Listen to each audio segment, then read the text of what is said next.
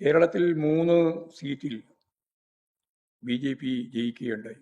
അതീവ ഗൗരവമുള്ള പ്രശ്നം തന്നെയാണ്. ആ റിസൾട്ട് പ്രഖ്യാപിച്ച ദിവസം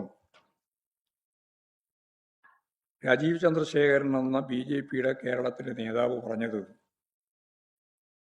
ഞങ്ങൾ ഈ തെരഞ്ഞെടുപ്പിൽ ലക്ഷ്യമിട്ടത് CPM-നെയും ഇടതുപക്ഷ ജനാധിപത്യ മുന്നണിയെയുമാണ് എന്നാണ്.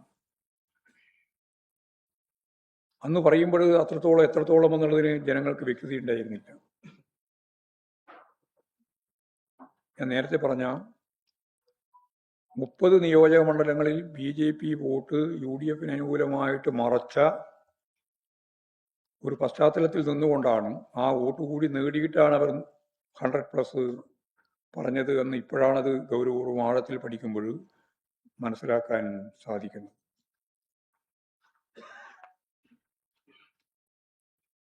അപ്പോൾ CPIM-ഉം BJP-യുമാണ് ഡീലെന്നുള്ള പ്രചാരണം പുറത്തു നടത്തി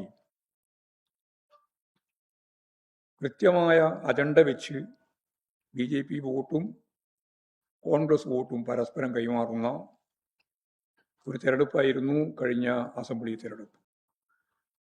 ഞങ്ങൾ പരിശോധിച്ചപ്പോൾ എല്ലാ വിഭാഗങ്ങളിൽ നിന്നും വോട്ടുകൾ കുറേശ്ശെയായിട്ട് LDF-ന്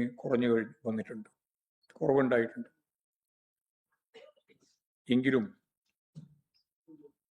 ഏതെങ്കിലും ഒരു വിഭാഗം പൂർണ്ണമായിട്ട് ഒന്നിച്ചു നിന്ന് പരാജയപ്പെടുത്തി എന്നൊന്നും പറയാൻ സാധിക്കുന്നതല്ല കേരളത്തിലുടനീളം പരിശോധിച്ചാൽ.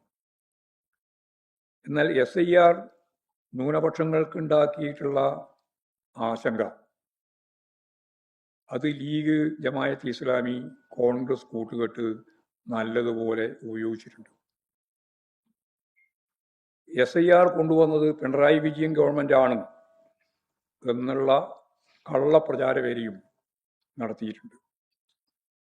ഇത് ന്യൂനപക്ഷങ്ങളെ ഇടതുപക്ഷ ചേരിയിൽ നിന്ന് മാറ്റാൻ സഹായിച്ചു എന്നുള്ളത് ഞങ്ങൾ കണ്ടെത്തിയ പ്രധാനപ്പെട്ട ഒരു കാര്യമാണ്. മതത്തെ ഉപയോഗിച്ച് വർഗീയ ചേരിതിരിവ് സൃഷ്ടിക്കുന്ന ശ്രമമാണ് മുസ്ലിം ലീഗ് നടത്തിയത്.